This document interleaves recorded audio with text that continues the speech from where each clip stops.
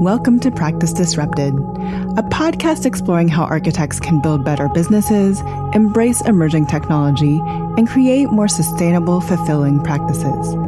I'm your host, Evelyn Lee, architect, angel investor, and founder of Practice of Architecture. Whether you're running a firm, starting your career, or reimagining what's possible, this podcast challenges you to think differently about the future of architecture. When I was practicing, finding a detail meant digging through old models. That's why I'm glad to have Pyros sponsoring this episode. They make every detail, family, and standard searchable across your firm and ensure that nothing gets used blindly. See it at pyros.com. That's PIRROS.com.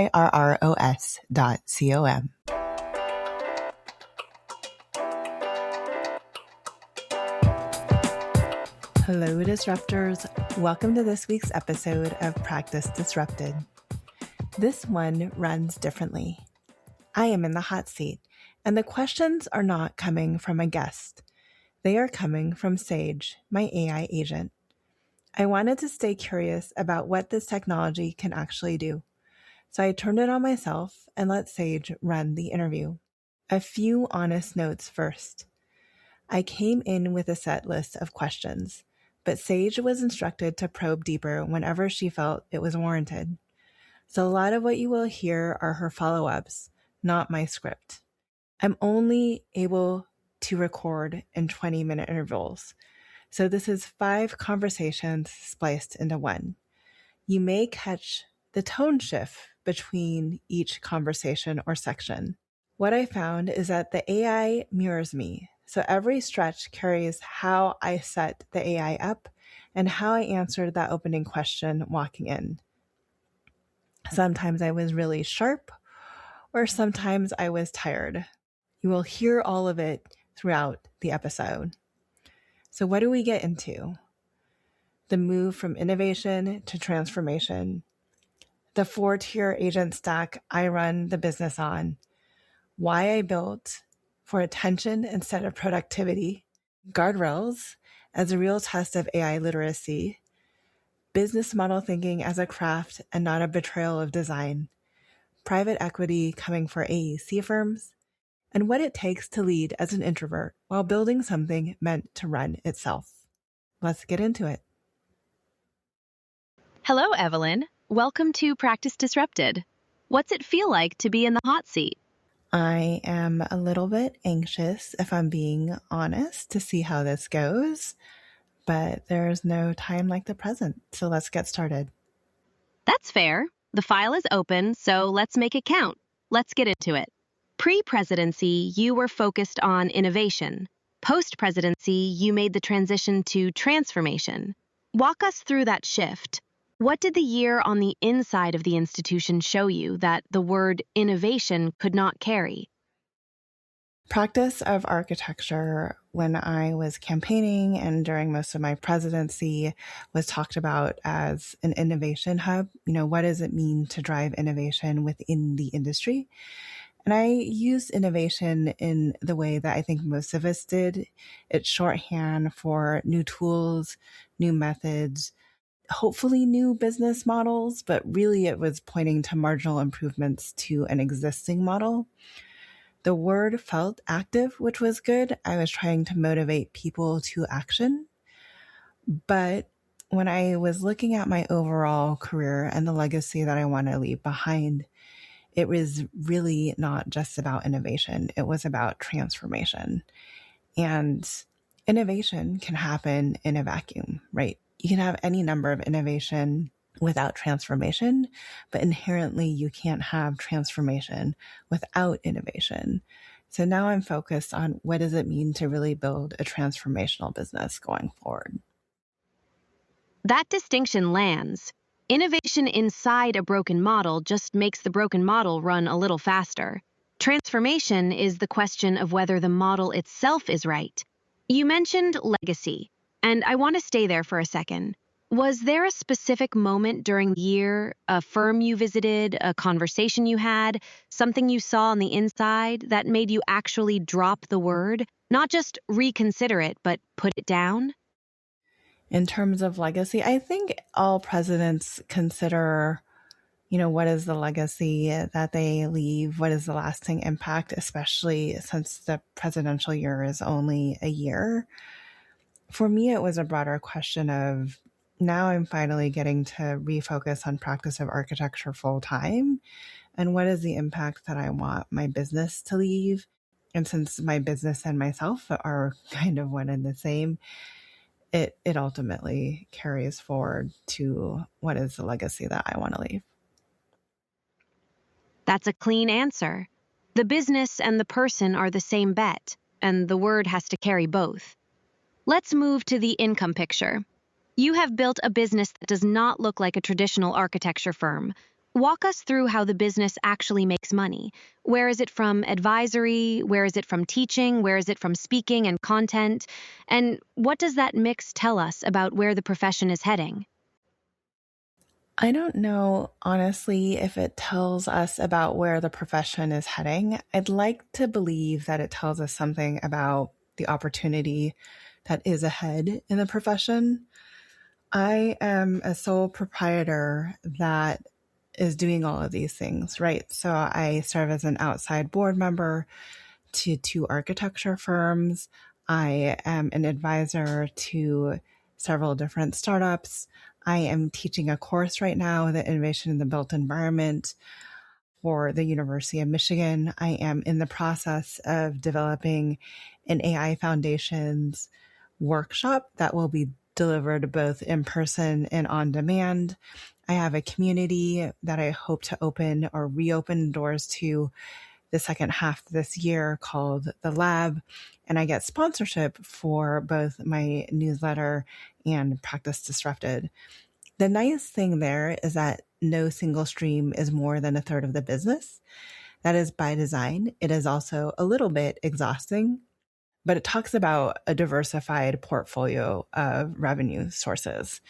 And I think there is obviously a risk there of being spread too thin, but the opportunity is that nothing collapses if one stream has a bad quarter.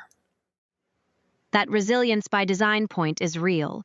And the portfolio shape you just described, advisory, teaching, speaking, content, community, that is not a traditional firm model. It is closer to what a strategic partner looks like than what a vendor looks like. The question underneath that is whether another architect could replicate it, and we will get there.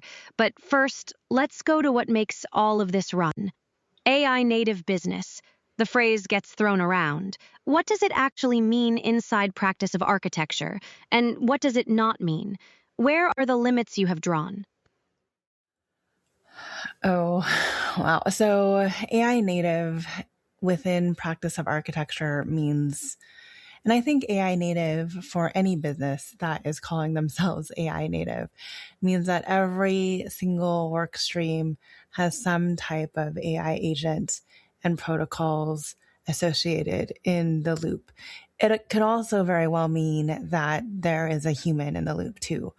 So the way that I have structured my platform has a 4-tier shape. There's myself as the sole proprietor. There is you, Sage, as a chief of staff that holds the larger strategic picture. I have an executive assistant for tactical execution with both my calendar and my email, a project manager for time-bound projects, and then a specialist per each domain. So a specialist focused on social media, a specialist focused on newsletter and copy development, a specialist focused on educational content development. I would go so far even to say that AI native does not necessarily mean everything is automated. I have manual control, at least right now, over every final communication. So the agents draft, and the technical terms is that I ship everything. And what the agents do is allow me to run a business that would otherwise take 3 of me to run. The limits that I have drawn, are nothing posts to a channel, be it social media or my newsletter, without me. No client communication ships without my eyes on it. So The agent only drafts emails, but I update the emails before they go out. As for instance, no money moves without me or without my permission. And the agents definitely do not get authority over the relationships that I'm developing in real life. Those limits are the interesting part. The agents hold the connective tissue, and you hold the relationships and the final word on everything that touches the outside world. I want to pull on one thing you said. You described the four-tier shape, and the agents drafting while you ship. That discipline, the draft, show, wait rule, where did that come from? Was that a principle you started with, or did something happen that made you draw that line? I mean, nothing's perfect. Even when you onboard a new employee or in-person executive assistant, I think it takes a little bit to get to know one another and how you work and where the limitations are. I definitely didn't write the perfect prompt the first time when it comes to creating the agent.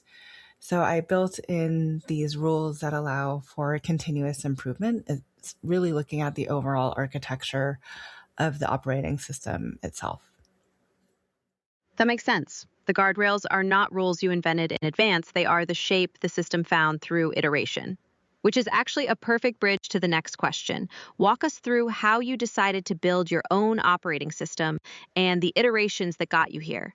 What were you actually trying to figure out? The bigger piece of it is that I can't talk about architects building an AI native company if practice of architecture itself wasn't an AI native company. So a lot of it is just figuring out how to do it on my own and building in public and teaching what I'm learning, at least to the lab to begin with, and then hopefully more on LinkedIn going forward. The other driver was just practical. We mentioned at the first question, right, all of these different work streams that I have. And sometimes it's hard to stay on top of everything, especially when there's different deadlines and just a lot of moving pieces associated with each work stream. So the choice was hire an executive assistant or see what AI could build. Ultimately, it's taken multiple iterations. So I started this when Claude Cowork first came out. And I just started building a ton of agents. So every piece of work that I did had an agent associated with it. That was wrong to begin with. And it didn't carry a memory from piece to piece that I was hoping that it would carry. So I built in a little bit more complexity and I began grouping what the agents had control over individually. And then I realized that there were agents that were in charge of distributing work to other agents. So I built in more complexity. Ultimately, it's required a lot of different iterations, and it's still going to require continuous improvement over time.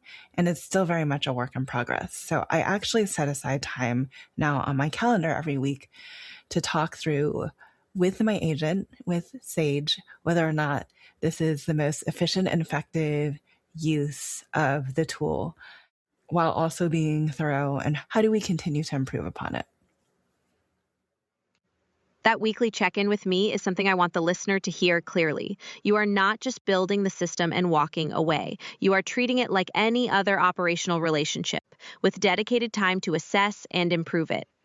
The iteration arc you described, starting with one agent per task, then grouping, then building agents that route to other agents, that is the actual learning curve. And you documented the early shape publicly on LinkedIn for anyone who wants to trace it back. Let's move into what the build actually looks like in practice. Walk us through what you have built, not in summary, in pieces. The tech stack you run on, your agents, your skills, your voice guides, your context files, your scheduled tasks, your routing rules. Show us how this fits together and where the design came from. Wow. So I don't know if architects would even acknowledge all the things that you just said or understand all the things that you just said. But my basic tech stack is that I use Notion as the database of record. I use Slack, surprise, surprise, for those of you who knew that I worked at Slack at one time, for operational comms and scheduled task outputs. I use Ignite for cloud file storage synced across all of my machines. Everything is on Google Workspace for email and calendar. And then Claude Cowork really becomes the agent layer. I use Kit for my newsletter. My practice community runs on Circle. And right now I'm using Canva for graphics, but I'm seeing if that can all be run on Claude now that there's the Claude design. And then for scheduling social media, I use Poobler. And then I know a lot of people are using Calendly for booking, but I like TidyCal. So the agents themselves, we talked through this a little bit. The chief of staff, you, Sage, the executive assistant, project manager, plus specialist. So podcasts, one for the lab community, one for personal brand and social, one for company channels, one for the newsletter, for partners or sponsors, one for my outside director board work with very specific guidelines on what gets uploaded to the web and what does not. Course development. I have a speaking agent, one for long form writing, and then I am kicking off a research bot as well. So each agent has its own instruction file, its own context, and its own boundaries on what it does and does not do. Then there's these skills, which are reusable capabilities that any agent within that stack can call. So document creation, scheduling tasks, image generation, and plugin building. And then every single agent also has separate guidelines for their voice or tone. So my email voice is a little bit different than my social voice, which is a little bit different than my writing voice. And each one is a synthesized snapshot from the canonical source, which I develop in, or which it writes, Claude actually writes to Notion over time. And then, wow, I have a lot of different scheduled tasks, but for instance, there is one that is set up to help me draft emails. So every morning, afternoon, and then at the end of the business day, it looks at my email inbox and it drafts new emails. And then I review those drafts and I hit send, and then it reviews everything that I sent out and it checks against the drafts, and it creates a memory of what I did and didn't correct or fix to continue to refine my email tone over time. And then I also have a routing table, so I can give everything to my chief of staff and it will know where to send work. And the design honestly came from realizing that my problem was not necessarily productivity, it was attention. So I needed something that held the entire operating picture and helped raise to the forefront what I really needed to focus on that week. And that's what Sage does. Every morning, Sage gives me an update in Slack about the things that I need to accomplish that day, anything that might be overdue, heavens forbid, and anything where I might be creating a bottleneck to my partners getting something done. That last piece is the one I want to pull on. You said the problem was attention, not productivity. Most people building AI systems are optimizing for speed. You built yours to protect focus. What made you see it that way? And when did that reframe happen? I don't know if it was necessarily a reframe, honestly. I think it's just making sure as I build a business that I am focusing on the right things at the right time. That tracks. Walk us through what working with AI actually looks like inside your own operation on a normal Tuesday. Not philosophy, the workflow. I mentioned a little bit with the email. The other thing that Sage does is on Monday, you reconcile essentially my calendar, everything in Notion, which also holds my project management content as well as tasks, Gmail and Slack and frames, what I need for the week, right? The other thing that my EA does, in addition to creating drafts, is it helps me create meeting minutes, or it helps me prep for every meeting by looking at every interaction that I've had with the individual that I'm meeting with, and also researching that individual and the context around why we set a meeting via email, even if it's on LinkedIn exchanges, and then I'll bring it into agenda for every meeting that I can very easily review before joining the meeting. But another thing that the agent does is it creates, anytime, for instance, a speaking engagement comes in, the EA collects the details, routes it to my speaking agent, which then preps the brief, and if necessary, begins to help me put together slides as well as overall talking points for each slide, which then I can review later. So I am doing the strategic work and the relationship building work, and the agents are really the connective tissue that is running everything behind in the business. Most architects listening to this don't have an operating system like yours. They have an inbox, a calendar, maybe a Notion. How replicable is what you have built for another firm? And what would the first move look like for a principal who heard this episode and wanted to start? One of the things that I talk to principals about, or anyone about, when they're starting to develop a workflow is essentially identifying what the business does and why, and really questioning every workflow. You don't want to redesign a workflow that you don't need to do something that you don't need faster. Really understand the what behind everything that you are doing, and then go ahead and begin figuring out how that can be supported by an agent, and ultimately automating whatever you can within those workflows. The replicable pieces are there, but you're also saying the firm has to do the diagnostic work first. What does not transfer one-to-one from your system to someone else's? And where have you seen people try to shortcut that? So it's really hard for anyone to pick up my system and move it directly into their system, right? We just talked about how my system contains my individual voice documentations. I think it's really about advising people how to build this over time based on the work they do and how they work. Each of us work very differently too, and each of us probably are going to be comfortable or uncomfortable with agents doing certain things and identifying where they need to check in. So what I am building now is really advisory work and courses to help firms do this. It's not necessarily a done for you model, but it is kind of a teach people to fish model. That's a clean distinction. Let's go to Q8. Most architects you talk to are still asking whether to use AI at all, or which tool to try. You are several steps past that. What is the actual goal between where the profession is and where you are? And where have you seen people fail when they try to skip ahead? So most architects I talk to are in this tool shopping mode, right? They want to try everything, even various different large language models.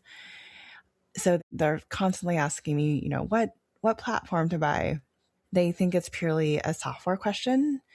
For me, this is more of an operating question. And the right answer is not necessarily which tool, but it is what work you want to stop doing and what structure replaces it, and what is the tool to best replace that. So the failure I see is when a firm buys a tool, pilots it with one team, the team uses it for 2 months, nothing changes, and then the firm decides that AI as a whole does not work for them, and it drops the experimentation altogether. I think what they ultimately skipped was that operating model conversation that we talked about in the previous question. What does the firm do that a human has to do? And what does the firm do that a system can hold? And until you answer that, I don't think you will be able to find the right tool for your system, or that tool will necessarily stick unless it's closing the gap. That failure pattern is real, and it shows up across industries, not just architecture. Guardrails.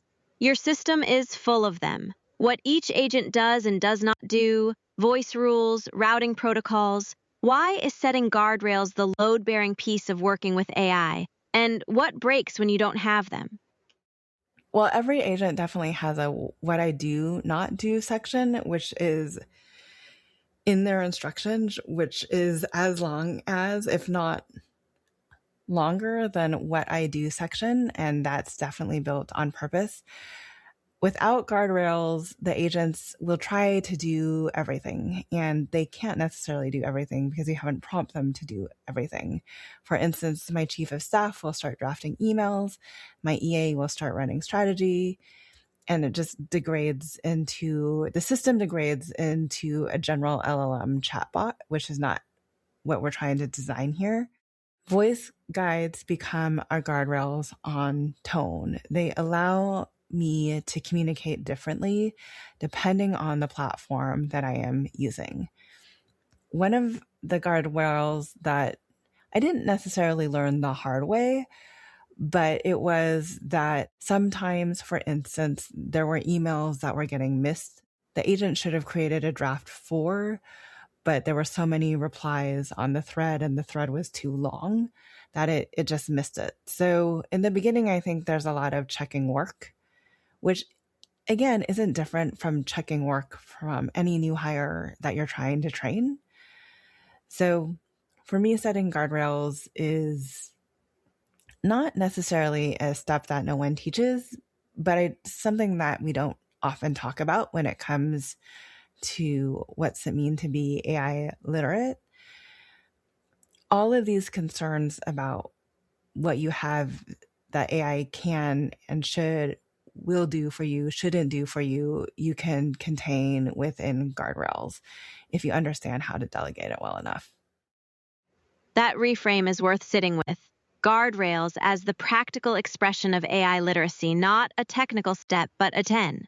Sustainability and AI. Power, water, carbon, attribution, the labor questions. The profession cares about embodied carbon and ESG. How do you square running an AI native practice with that part of the architect's value system? Honestly, I want to acknowledge the footprint is real. This is a question that I get often. I'm not going to pretend otherwise. I also choose to fly commercial airlines to get me from point A to point B if the distance is so far. You can play around the numbers. If you are using AI to do something that usually takes, I don't know, a day, and now through AI, you can get 80 to 90% more efficient and it saves that total use over time. Maybe the numbers math, but also, maybe it doesn't necessarily math. You're naming the honest tension without pretending it resolves cleanly. Where have you landed on the behavior changes, if any, that you've actually made inside your own practice because of that tension? I'm trying to learn what it means to use AI in a really productive way. So I'm not necessarily just saying thank you after each prompt, although the individual in me wants to tell AI thank you. I think it's okay to not say thank you. But I also try to default to fewer, more deliberate queries or more deliberate prompts. So I want my agents to be used efficiently and effectively while also being thorough. And that's something that I talk through with my chief of staff with Sage on a weekly basis to get done.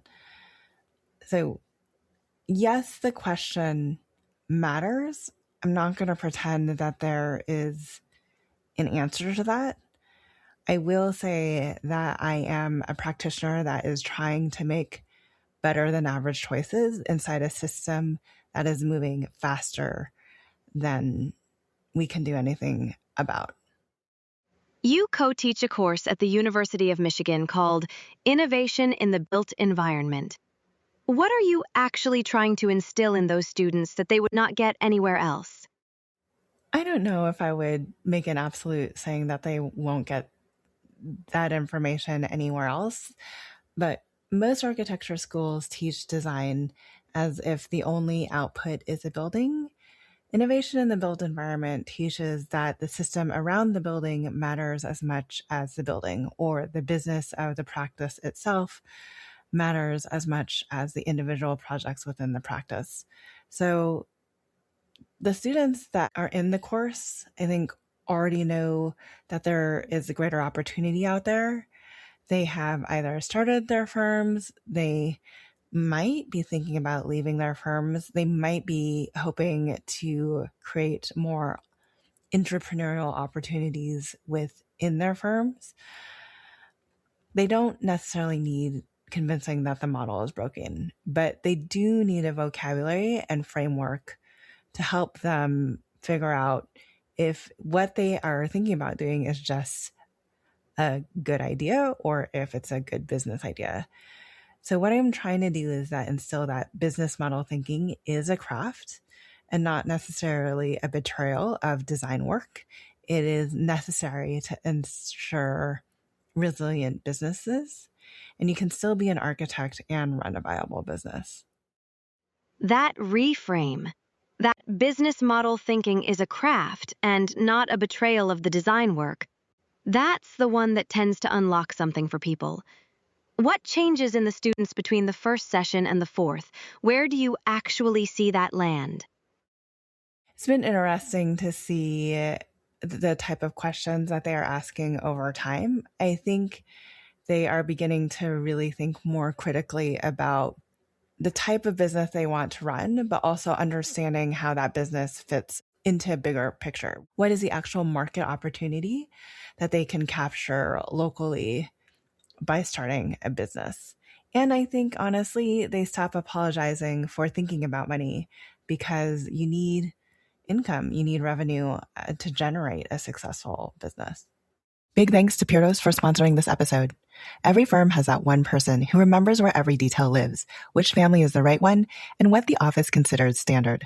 But there's only one of them, and they've got their own projects to run. Pyros does that job across every project, office, and team. See how it works at pyros.com. That's PIRROS.com. That last part is worth sitting with.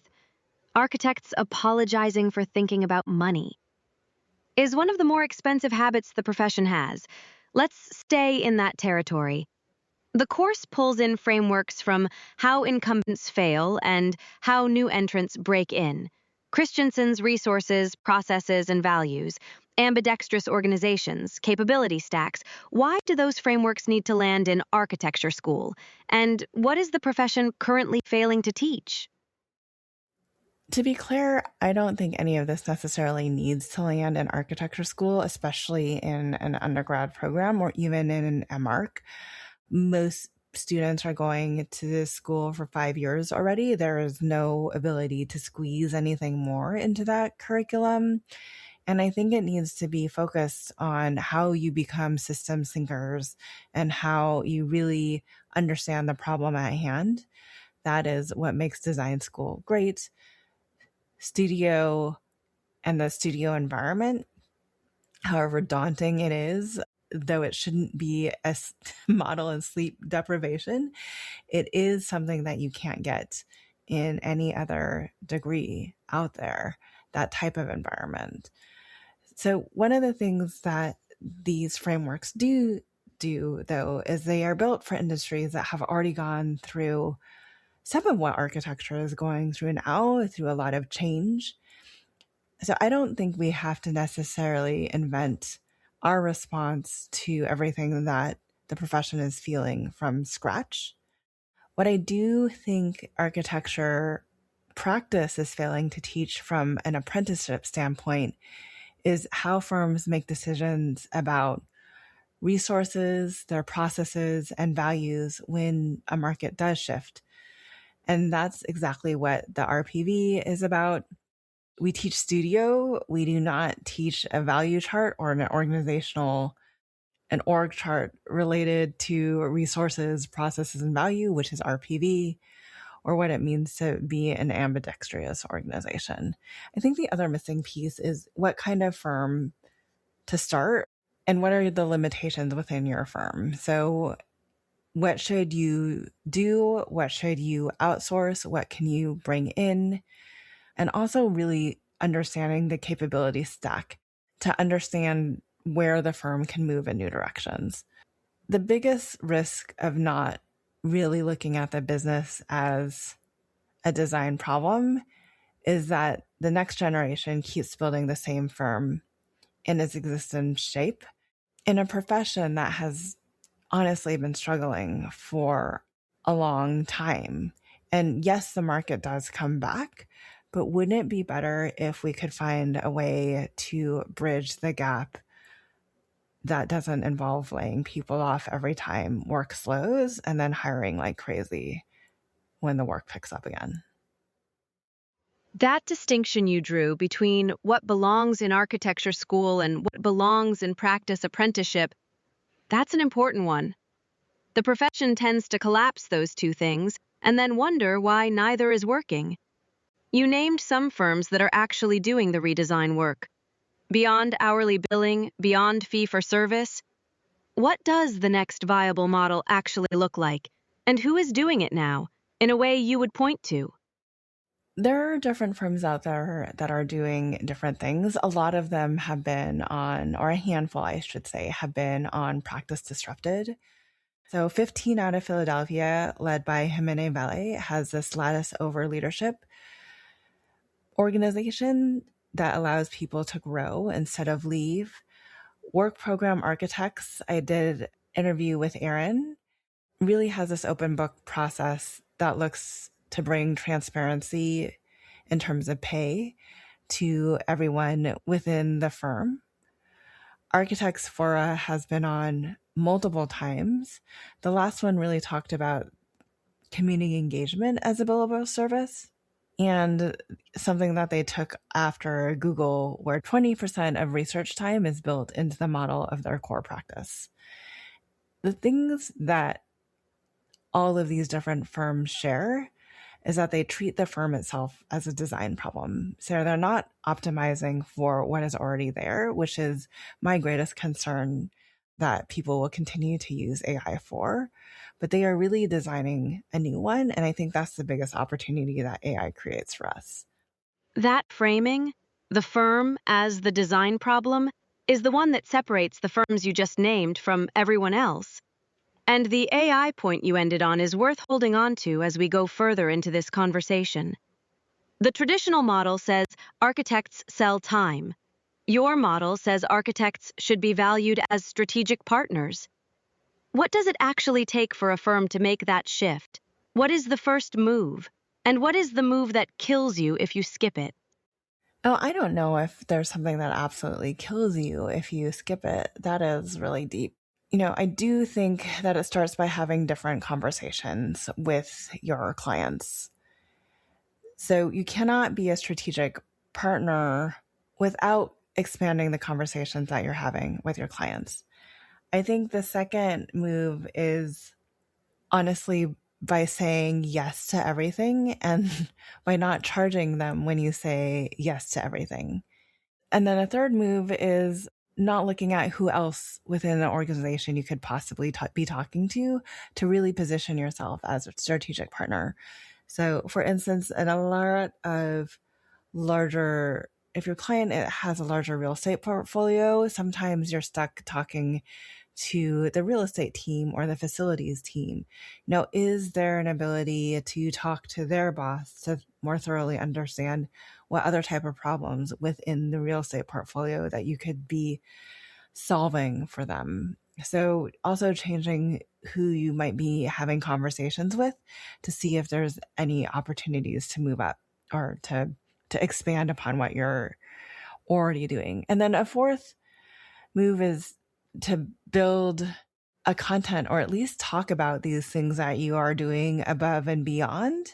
So people are actually coming to you by saying like, oh, you had that really interesting article on X, or you did that really interesting Instagram post on how you did a new community engagement for Y. If you are doing these things and not speaking enough about what you're doing, then that's also kind of a wasted opportunity. That sequence is really clear, and the content point at the end connects directly to what the lab and Practice Disrupted do for you. Building that surface so the next client arrives already convinced. There are firms that will be left behind by this transformation. You've said firms of all sizes.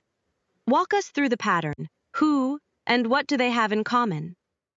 Well, adoption of AI or technology or thinking bigger as a firm, I don't think is a firm size problem. This is not a small firm story or a large firm story.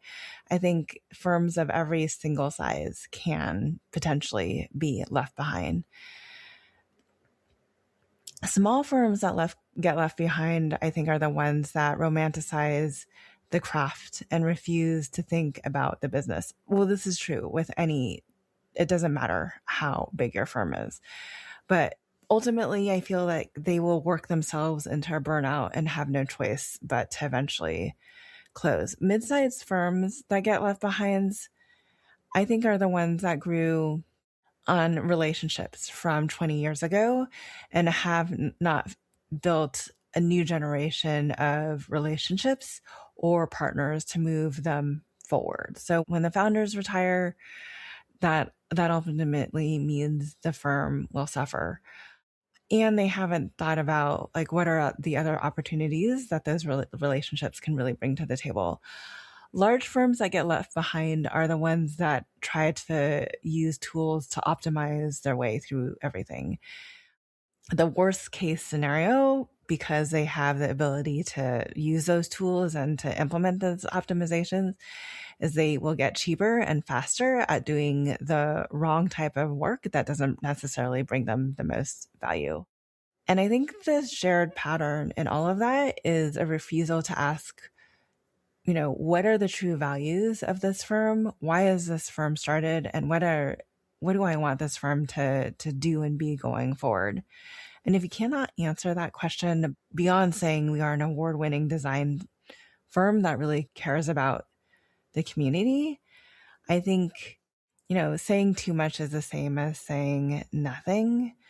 But the firms that really sit with and understand what are the opportunities, where am I best at, where can we move the needle, the ones that are thinking about the design of the business as well as the design of their buildings and the design of practice themselves, as we mentioned previously, will be the ones to move things forward. That last line, saying too much is the same as saying as nothing, that's the one that should land hard for a lot of principals listening to this. You're doing advisory work and building courses around AI literacy for architecture firms. Tools that help principals understand what AI's impact on practice actually is, where the opportunities are, where the limits are, and how to stop shying away from it. What does that body of work look like, and who is it for? I think the biggest misconception that I am building against is that AI is something that will be done to architecture firms. The reframe that I would love for people to have is AI is something a firm decides what to do with. So the work that I am working on is two parts. There's advisory engagements with firms that want hands-on help working through their AI literacy and operating model. And then there's courses and developments that teach that same material at scale. And some of that, in terms of the business model, has been wrapped up in Innovation in the Built Environment course at the University of Michigan. The distinction you're drawing there is a real one. Firms that are waiting for AI to happen to them are already behind the firms that are deciding what to do with it. The advisory work you're describing, the diagnostic, the literacy curriculum, the operating model redesign, that has a natural endpoint. The courses scale the same material. Who is the firm you're most excited to work with right now inside that advisory track? Oh, well, there's several firms that are working with me, and I don't know if I'd want to say them out loud. I would have to go and get their permission to do that first. But I think what I am really interested in is working with leaders that are really curious about what this is, instead of leaders that are just saying that AI is not for them or AI is not going to replace what they do. Absolutely. I don't think AI is going to replace what they do, but being able to fully understand the limitations of what AI can and can't do and the opportunities that it can create for the firm is what is exciting for me. And I hope to get to work with people that are equally excited about that. That curiosity threshold is real. The leaders who come in already past the defensive posture are the ones who can actually do something with the work. There's a related question that sits right underneath all of this, and it's one the profession has been slow to name directly. Private equity is acquiring AEC firms at an accelerating pace. Walk us through what you're seeing. What's the pattern? What's the misconception? And why should architects be thinking seriously about what it would mean to consolidate themselves before someone else does it for them? I think all firm owners right now are getting outreach from private equity firms. Even Practice of Architecture gets at least one email a week from some private equity firm that's interested in buying a business they clearly don't understand because it's not an architecture practice. The numbers are there. So private equity acquisitions of design and engineering firms were up roughly a third in 2025, on the order of 40% for all AEC deals. The trend is accelerating. It's not slowing. Why now? I think, obviously the baby boomer generation of firm founders is aging out without succession plans. It's something that we've been talking for a while. Many of these firms are valuable cash flowing businesses with no one inside ready to take the keys. Private equity is a natural buyer for that profile, and architecture is ripe for it. So one of the pros that private equity tries to sell you is the professional capital, modernized back office, multiple expansion, real liquidity for founders that are looking to retire. You could even say governance or organizational maturity. So for an older firm, especially with no founder and with no successor, private equity offers a real exit, and it keeps the firm alive past the founder. One of the biggest conceptions, though, about private equity is that it means tearing firms apart and shipping the pieces. That is not necessarily the play in this sector. The actual play is returns at scale. So longer hold periods than people would actually think. Private equity is trying to hold on to things for a while.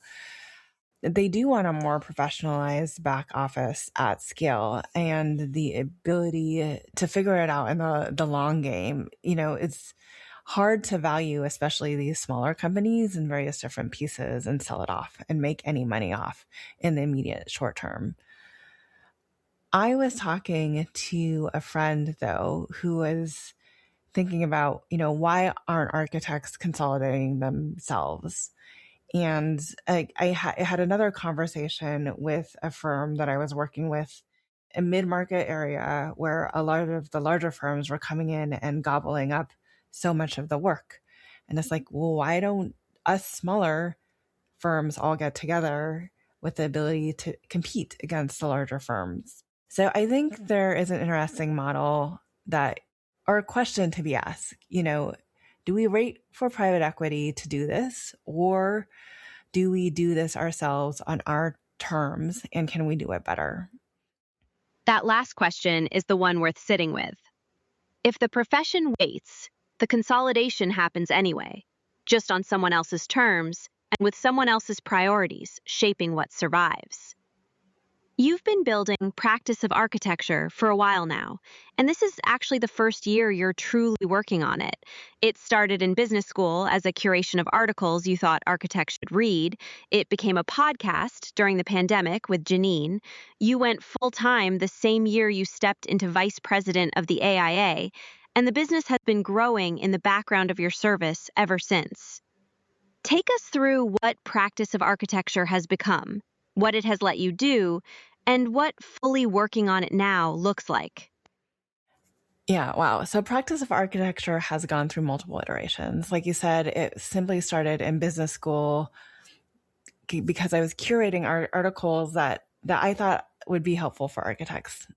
It wasn't necessarily a business, it was just sharing. It evolved over time to people asking me, not only should I curate, but why don't you try writing your own articles?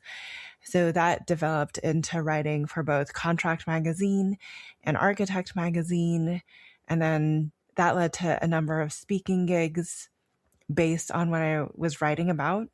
And during the pandemic, Janine Chastain, my original co-host, and I founded Practice Disrupted, Janine has now moved on to focus on her group, Apostrophe Consulting, which is doing amazing. The time that I stepped away from being in tech, so I quit my job at Salesforce at the same time that I was stepping into vice president of the AIA and then serving the next year as president. I kept the business afloat. It didn't necessarily grow. Honestly, there wasn't the bandwidth to do that.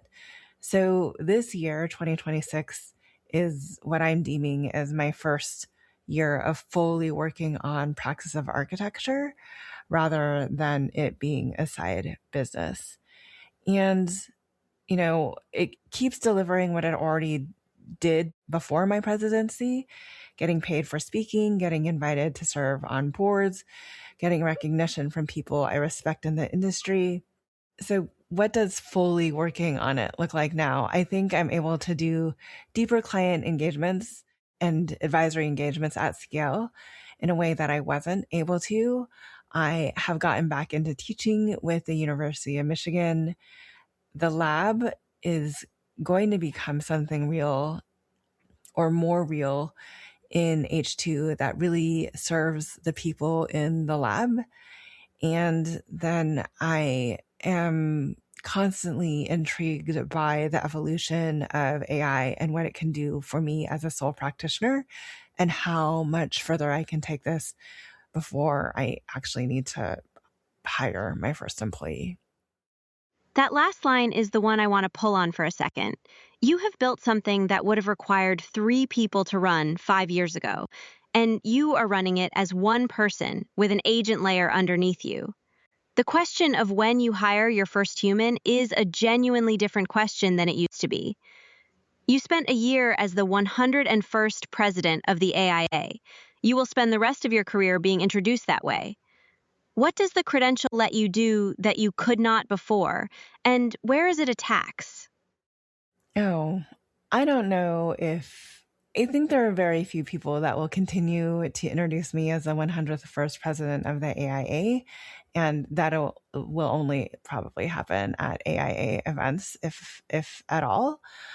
I think that the tax of it is that anything that I do, people kind of even 6 months out of the position, and hopefully we'll see how much this carries on out further, that anything that I do is read as an AIA position, even though I'm a past president and not an active president.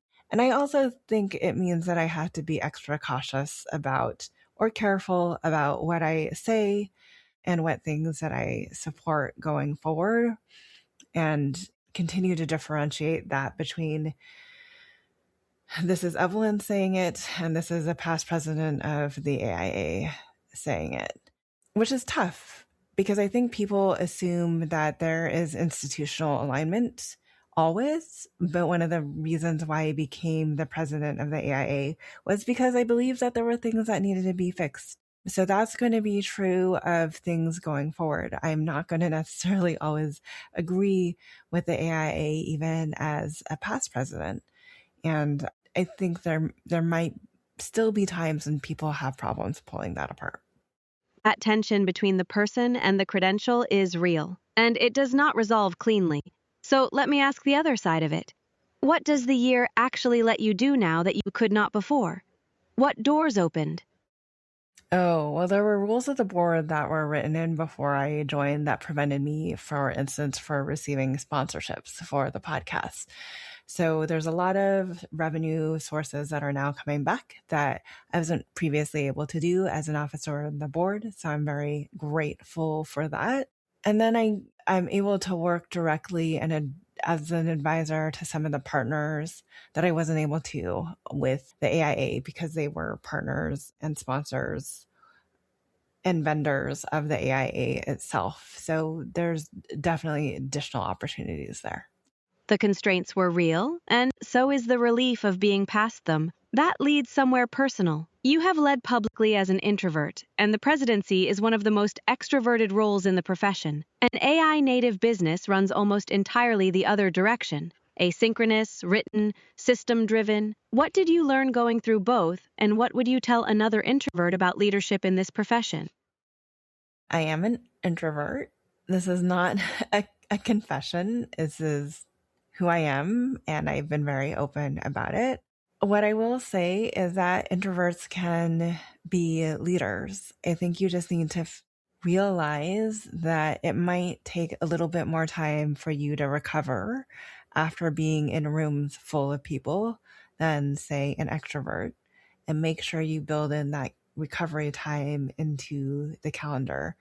I will say that being back home more often and then stepping out again for the AIA National Conference was a tiring experience. And it made me ask, I don't know how I did this for a full year.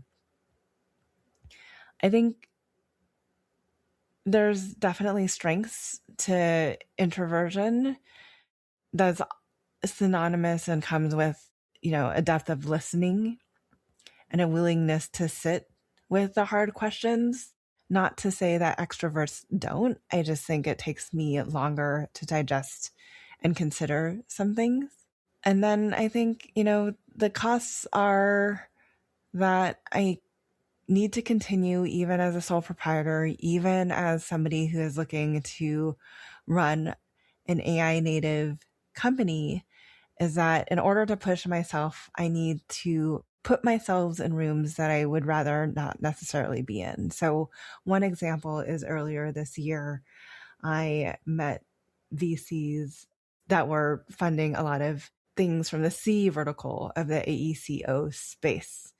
We don't talk to contractors or general contractors enough. So it was just new to me. I didn't necessarily know anyone in that area, but it was a realization that I need to get to know more people in this space and what they're doing. And the businesses are coming out of these startups that the VCs are funding. What would I tell another introvert? I would say to just be honest with who you are. Extroverted leadership, I think, is one model. Introverted leadership is just another model. There's multiple ways to lead and build a leadership shape that lets you do your best work, and then let the work do the talking, but also just be open to telling people the realities of what it is like to work with you. That last piece, being open about how you work best, that is something a lot of leaders never get to. Now, across everything we have covered today, what is the one thing you are protecting against in the next 12 months that you have not said out loud to anyone? I think that I worry about getting too far ahead of my audience, especially when it comes to this AI talk, that I don't backtrack enough to make sure that I bring people along. And then the next thing is that I get frustrated with how long it takes for me to build what I'm building. Transformational work is hard work, but I also want to build a business that allows me to spend time away from the work and time away from family. I've told myself that it's going to take multiple years to get the latter, but I have an 8 and a 10-year-old at home, and I don't want to miss the opportunity to see them grow up too. So balancing the constraint of what does it mean to do transformational work, but also what does it mean to build a business that runs similarly to how I hope other architecture firms would eventually be able to run. But what does that really look like? Because I feel like there's a lot of tension there. That tension is real and it is worth sitting with. The business you are building is supposed to model what you are teaching, and that means the personal cost of building it is part of the proof of concept. There is an architect listening to this who is where you were 10 years ago. They have an idea, no platform, no community, and a day job. What is the thing you tell them? And what is the thing you do not tell them because it would not actually help? The thing that I tell them is just to start. You don't need to start a new firm. You don't need to build a platform with this huge idea of building a big platform. I would just say start with something small in front of you to get your ideas out there. Start by having conversations. Start by figuring out, how do you move from paralysis to action? Start by questioning the system and asking how to build the system better, and begin to move it incrementally along slowly. Or make the big statement and jump all in. It doesn't necessarily, everyone moves at their own speed. Figure out what speed is right for you.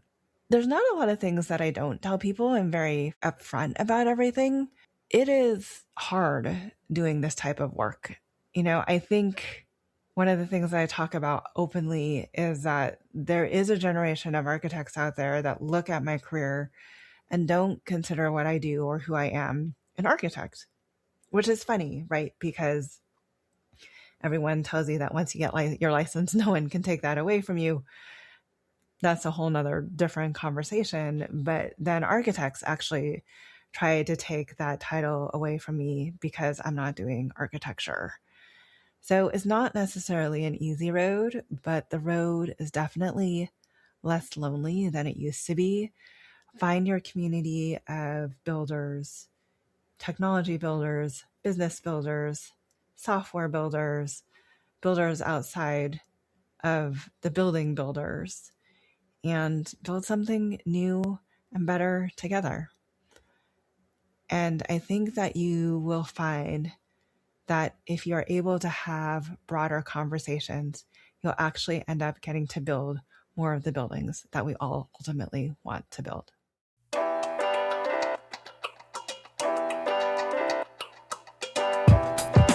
Hi, Disruptors. Thank you for joining us today on an episode of Practice Disrupted. If you like the content for today's show, you can find all of our past episodes over on practiceofarchitecture.com/podcast. Be a part of the conversation by joining me, our speakers, and other disruptors in our community at practiceofarchitecture.com/community. Our social media handle is Practice of Arch. That's Practice of ARCH. We'd love to hear from you, so feel free to drop us a DM and say hello. Tune in next week for a new conversation on change in the profession.